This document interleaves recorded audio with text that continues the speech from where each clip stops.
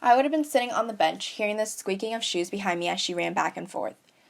She'd be doing some simple jogs to reassure herself that she was fine and ready to go back on the court. Instead, I found out through her sister's Snapchat story. "Please pray for my sister," simply typed out on a black screen. The next day, I finally understood.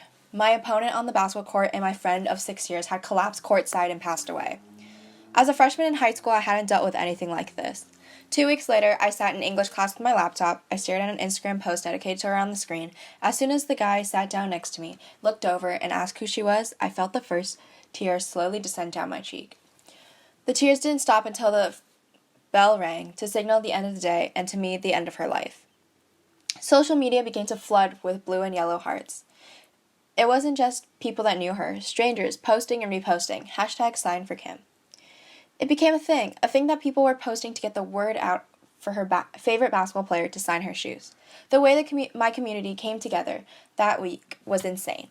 Even though not everybody knew her, everyone tried to help her dreams come true.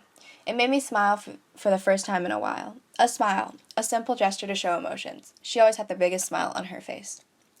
I have always been known as a happy person, but since her death, I have been more conscious efforts to spread happiness, something she did so well. Reminding the world that happiness resides in the smallest things, from tipping the waitress to buying my coworker snacks to a simple smile to a stranger.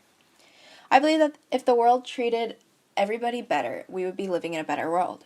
Sure, it sounds hard, but taking small steps is key. We should start with ourselves first, because the happiness that we send out to the world will spread.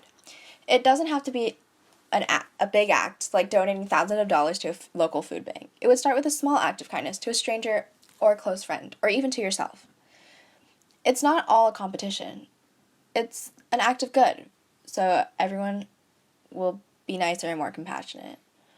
My job's mission statement says it best. I want to be the best part of people's days, and so should you.